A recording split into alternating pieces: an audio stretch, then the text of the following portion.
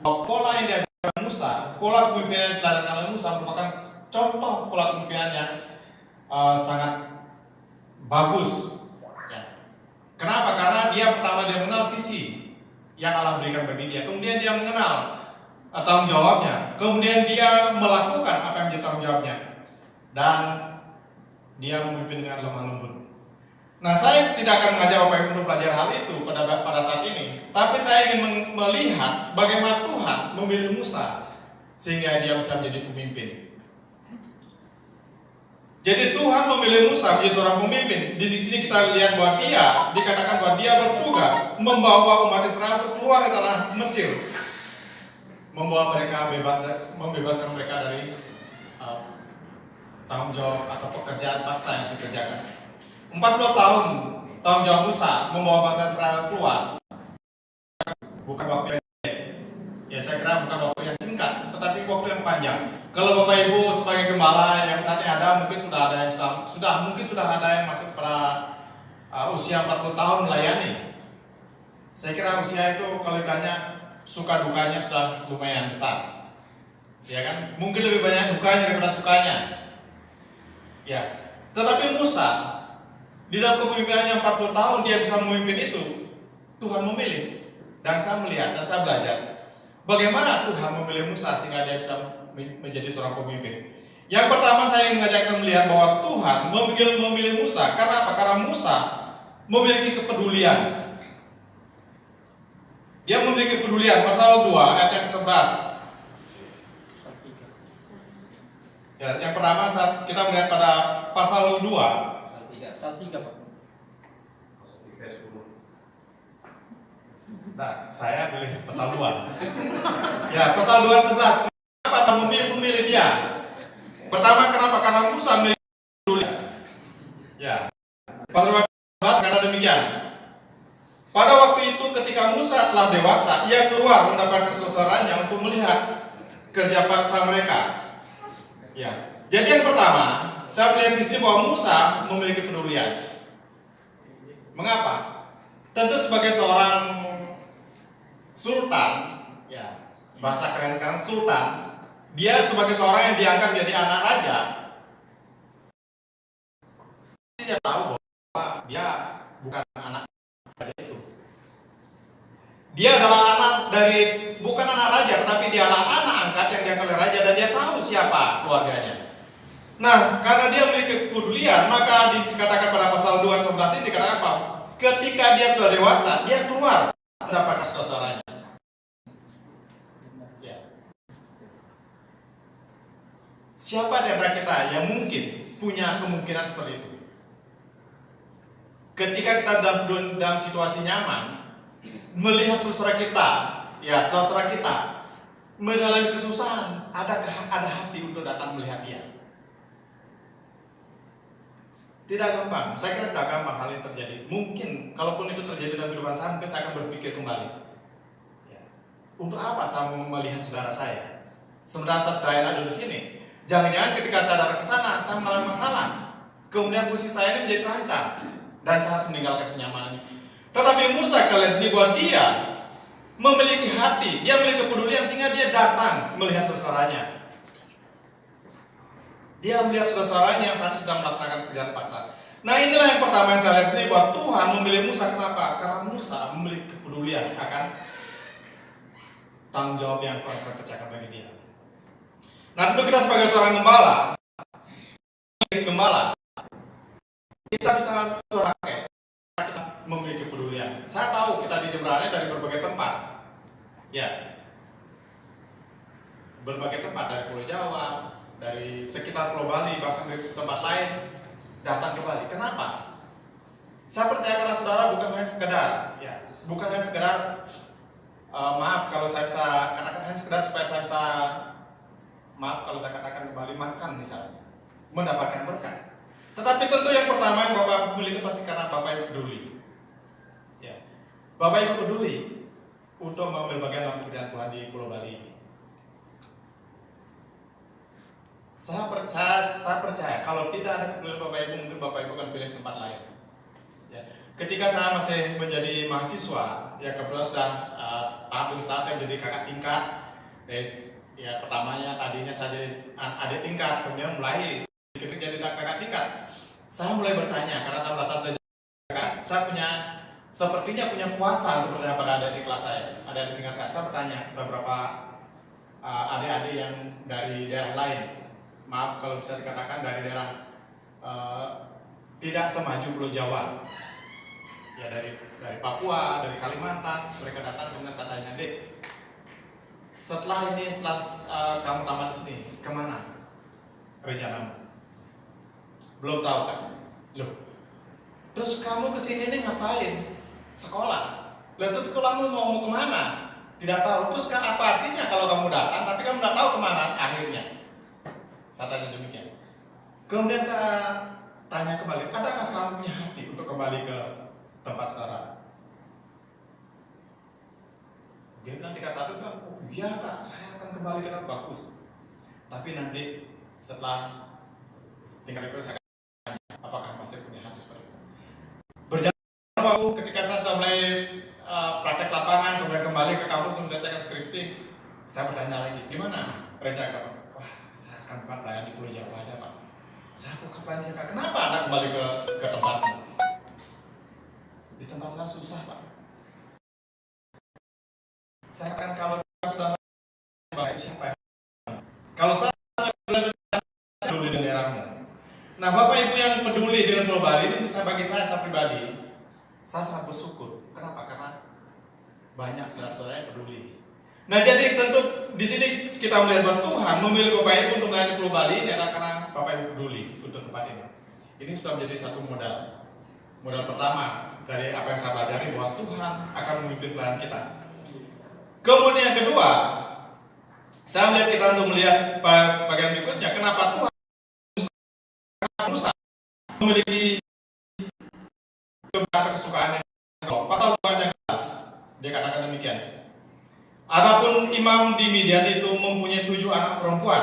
Mereka datang menimba air dan mengisi palungan-palungan untuk memberi minum kambing domba ayahnya. Ayat 17, maka datanglah gembala-gembala yang mengusir mereka. Lalu Musa bangkit menolong mereka dan memberi minum kambing domba mereka. Di dalam pelarian Musa, ketika dia melihat saudaranya, akhirnya terlibat dalam perkelahian dan akhirnya dia membunuh orang Mesir itu. Musa melarikan diri, meninggalkan. Dia lari ke suatu tempat disebutkan dia pergi ke suatu tempat yang bernama Midian. Di situ ada imam dikatakan mempunyai 7 orang anak. Saya renungkan bagian ini, bahkan saya bolak-balik memikirkan, apakah Musa sudah ketemu bapaknya dulu atau sudah ketemu anaknya dulu?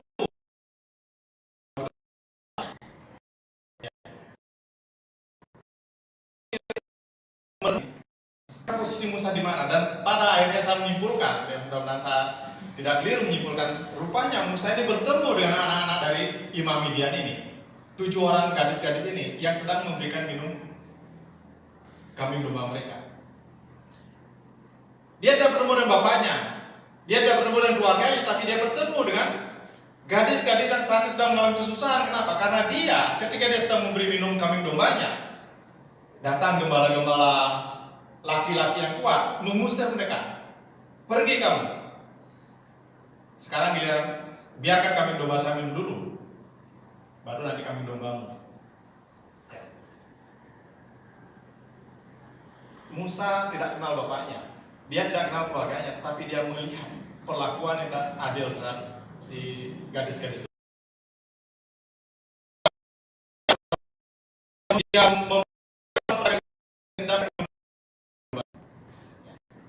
ya puji Tuhan Bapak Ibu ya, saya sedang ya puji Tuhan beberapa waktu yang lalu saya bisa jalan-jalan ke sana lah, ke Timur Tengah, ke Israel. Puji Tuhan, saya sebenarnya tidak pernah membayangkan hal itu bisa terjadi. Bahkan ketika tawaran terakhir terjadi, saya bilang kalau bisa saya tidak jadi berangkat. Kenapa? Karena anak saya mau sekolah. Nah itu rasanya anak mau sekolah, bapaknya tidak bisa menyekolahkan anaknya, bapaknya jalan-jalan. Saya malah dibuat malu. Bapak ini kok imannya kecil sekali. Kalau bapak berangkat saja lah, jangan pikirkan yang lain. Akhirnya saya berangkat. Nah rupanya di sana ketika saya renungkan bagian ini, rupanya sana sumur itu tidak selamanya akan keluar air. Untuk bisa mengisi air, untuk ada air dalam sumur ini, kecuali yang dekat sungai Nil itu ya, itu butuh waktu. Ya, baru penuh lagi. Sehingga apa? Sehingga terjadi perbuatan ini, ada kemungkinan yang datang memberi kami domba minum terakhir tak dapat air. Nah, Musa melakukan ini, memberikan kesempatan pada gadis-gadis ini. Jadi yang kedua, Musa memiliki hati yang suka menolong bukan karena melihat menolong bukan karena dasar saya melihat sebelumnya. Menolong bukan karena saya tahu keluarga sebelumnya. Tetapi Musa menolong melihat situasi yang saat sedang perlu pertolongan. Gampang. Ya, saya sih gampang menolong orang yang mungkin ada sesuatu yang saya bisa dapatkan dari dia. Ya kan? Telepon, Pak, tolong nih Pak, mobil saya rusak. Posisi di mana? Bapak siapa? Ini keluarganya. Pasti kalau saya tolong sana pasti dapat. Saya akan kerja bakti ke sana sedang gitu. Dalam hati saya. Ya. Pasti saya gampang menolong. Tapi bagaimana kalau seandainya dia Pak, tolong Pak, mobil saya rusak. Posisi saya di sini, bagaimana caranya? Mungkin saya akan berpikir 2 kali. Ya, untuk hal itu. Tetapi Musa memiliki hati, dia tidak melihat apa yang terjadi sebelumnya lebih banyak. Dia memberikan pertolongan kepada orang yang dia tidak tahu apa yang akan dia dapatkan dari orang itu. Dia memberikan pertolongan kepada gadis-gadisnya tanpa dia tahu bahwa dia akan dapat sesuatu dari keluarga gadis-gadis itu. Jadi mari kita belajar dari firman Tuhan bahwa mari kita belajar memiliki hati yang menolong, rela menolong, memberikan bantuan bukan sekali. Yang ketiga, Tuhan sambil berkata, Tuhan memilih Musa karena Musa mau dilengkapi. Ya, pasal 4 ayat 1 sampai 9 merupakan gambaran bagaimana Musa mau diperlengkapi. Ketika Musa dipanggil Tuhan, Musa mulai berkelit. Dia mengatakan saya tidak bisa. Bagaimana buktinya? Bagaimana saya bisa menyatakan bagaimana saya bisa meyakinkan bangsa Israel bahwa saya adalah pilihan Tuhan? Sampai pasal 4 ayat 1 sampai 9 Tuhan beberapa kali memberikan bukti. Bahkan pertama tongkat berubah menjadi ular. Kemudian yang kedua tangannya bisa tiba-tiba jadi kusta dan tiba-tiba jadi sembuh. Yang terakhir dikatakan apa? Air yang jadi darah. Nah, ini merupakan apa? Ini merupakan gambaran bahwa Musa mau dilengkapi. Dia mengakui bahwa saya memiliki kehebatan menjadi seorang pemimpin. Bagaimana saya bayangkan bangsa Israel bahwa saya adalah seorang pemimpin. Jadi karena hal inilah akhirnya Musa dilengkapi oleh Tuhan. Tuhan katakan apa? Ini buktinya aku melengkapi Tuhan. Sering saya mendengarkan bahwa menjadi hamba Tuhan tidak perlu pendidikan tinggi. Iya kan? Bapak Ibu mungkin pernah mendengar ya? Tidak perlu pendidikan tinggi. Saya bahkan pernah berkata, untuk apa sekolah teologi? Kan bisa melayani tanpa sekolah teologi. Ketika saya memutuskan ke sekolah teologi, kan bisa melayani tanpa sekolah teologi. Saya bilang betul. Saya bisa. Sama seperti saya ketika saya bekerja di bengkel sebelumnya. Yang penting saya punya tangan kuat. Yang penting saya kuat, punya badan yang kuat, bisa saya bekerja.